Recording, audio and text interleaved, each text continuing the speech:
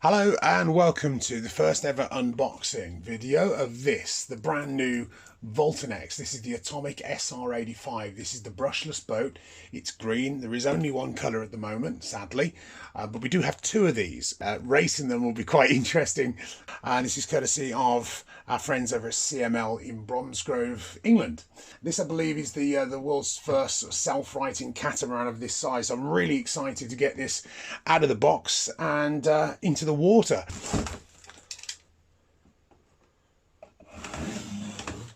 Here she is. Look at this. Here we go. So what have we got inside the box? Well, very well packed by the look of it. Some high tensile foam there to keep the catamaran in tip-top shape, ready for shipping. So those could be quite useful later on, I'm sure, when packing the boat away. So let's have a look at the lid, canopy, or cockpit as some might call it. So there you go. So this is blow molded. And let's take the radio out. You usually find with ready to run boats that the transmitter you get is, well, I'm not going to say naff, but it's not very tactile. It's quite a cheap sort of looking radio, but at the end of the day, the functions required on this are quite limited. You don't really need a great deal of high technology in the radio system, but it looks like it's got all the buttons that we need. We've got reverse, throttle trim, steering trim. This, I would imagine, is the dual rates for the steering. So yeah, pretty simple, pretty basic, but you can always swap this out whenever you want to later on down the line. So let's take this out, and we've got a little hardware bag there with the rudder in and some spare tools, and that looks like a neutralizing sort of XT60 for when you want to run one cell rather than two cells. Okay, so let's put that aside and let's do what we come here to do and get this baby out of the box. Now, hopefully let's get it on camera. And look at that. Look at that. Isn't that sweet? That is the Atomic SR85. This thing is really nice. Its length is 850mm. It's 260mm wide. And this thing runs a amazingly large brushless motor there. That's the 3720 1800 kV. That's a water-cooled brushless motor. And it's run by a 60 amp ESC. This is going to be powerful. There's no two ways about it. And this is water cooled, of course. So as a 60 amp ESC, water cooled speed controller, and the XT60s there. As you can see, if you want to run two packs instead of just one, you can do there. And you've got some included Velcro straps there ready to stick onto your battery packs. Right, okay, well, now we've had a look at that, we're going to look at attach the rudder to this coupling here, which is in the hardware pack, and we'll go ahead and do that for you now. Oh, also in here as well, we have a stand. Oh, also as well in there, you've got a 40-gram waterproof steering servo. But you've got this funky little stand here, which we'll construct. And we do need to get the stand. The stand is very, very important. You don't want this thing scraping on the floor, on the deck, or on your work surface, because potentially, obviously, that could cause damage and then leaks and all the sort of nasty stuff you don't want. Simple construction of the stand. Of course, there's many aftermarket proper stands you can buy. This is quite cool because it fits neatly into the hull of the boat, and I'll show you how that works in a moment. Let's just pop it on the deck. Can you see that? And just pop it in place. That's it. That's your stand done. It just slots into that recess there. So that's pretty cool. Go through this very quickly. So we've got a spare piece of Velcro. Inside here we have a little toolkit. So again, that is the connector that you attach to one of the XT60s on the ESC if you're only going to be running one pack. A couple of spare Allen keys. Very important here, we've got a couple of little grub screws. We don't want to lose those. This little tool that comes with the pack, and then a lovely CNC rudder. In order to get this little bar out here, which fits into the assembly for the rudder on the back of the vessel, you have to undo this nipple. Now, most of the components in here have already had Loctite applied to them, and we're just going to go ahead and show you how this works. Now, this is just literally finger tight, so we're going to take that out. Now, in order to get this pin out, there is a grub screw inside there. we're going to just release that. You can find it, yeah, it's in tight. So we're just going to release that. It's about 6 or 7 turns, and hopefully this should just, and there it is, that should just slide out. Simple, right? Okay, so next bit is to assemble the rudder. Now you need to undo the little grub screw which is inside the collet here. Undo that slightly, okay, not take it out, but just undo it slightly. And then we're going to insert the rudder into the housing. What I may do as well, I may just add a tad bit of grease. Okay, this is not something they recommend in the book, but I do suggest you put a little bit of grease just over the coupling here, just to make sure that when, you know, if you're using it in water which has got sort of contaminants in, the chances are, you know, sort of create a little bit of corrosion around there which may stick the rudder. And it's stainless steel, so I'm not too sure if it will, but it's always better to be safe than sorry. So just a tad bit of grease on there.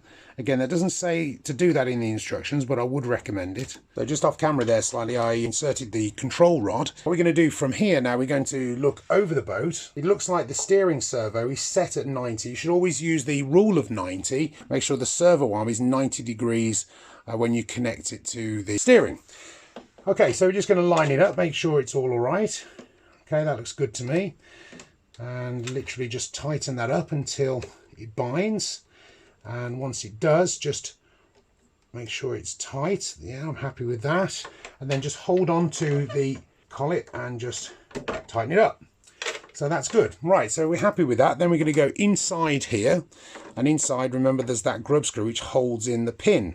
And very, very important not to forget this. And if it's not exactly straight, don't worry, you can offset that in the sub trim of the radio once you fire it up. So once we're happy with the alignment of the rudder and we've connected the steering, we can use some of this. The reason why we're doing that is we're going to put the pump nipple onto the rudder. So all you need to do is just put a little bit on and then just feed that in. And we do have the supplied tool, which will be that one, I would imagine, but I'm not too keen on that, so I'll use my own. So I want to make sure it's really happy and tight, which is there. Okay, so yeah, happy with that. So now we're happy with the construction of the rudder. Suggest that you go ahead and go through all of the bolts and screws, and just to make sure that they are tight and that you're happy that when you put her in the water that everything is going to be good. There are some basic tools that we need, and we're going to go through those in a moment. Yes, you do get the included little tool there, which is pretty cool, but to be fair, that would be quite awkward. I prefer to take my own tools, and in front of us we have a small posi driver, we have a 2mm hex, a 1.5mm and a 5.5 socket wrench. Okay, these are really good tools, very useful to keep, and you can get these from all good model shops, and CML do a great range of them as well. So those are the tools, and you've got your long nose pliers, and then you've got your cancelling lead for the battery. Recommend blue Loctite. Very useful. That's seen some days.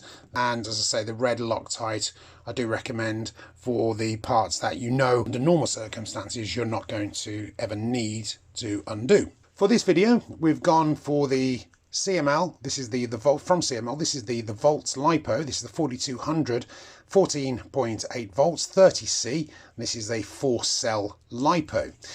This is a great bit of kit. Two battery configurations, that's 2 times 5,000 milliamp packs. You can do that with 2 7.4 packs, but of course that adds to weight, so it's that power to weight ratio playoff, whereas this battery on its own, I haven't got a scale so I can't weigh it, but it is quite heavy, but it would be considerably lighter than if you had 2 packs. The battery installation is very simple with this. This will give us a decent amount of run time. I've just gone for the 4200, which will give probably, I reckon, about 10 to 15 minutes run time. So the battery's installed, it's nicely mounted, and the room and the distance there between the battery and the hull is respectable. I think if the battery was any thicker, then that would cause some issues. What I've done here is I've just hooked the connector wire, which is the link wire, the loop wire, or there's loads of ways to describe it, into the redundant XT60, and obviously that's then there for the main power battery. Just a few little nicky mods really.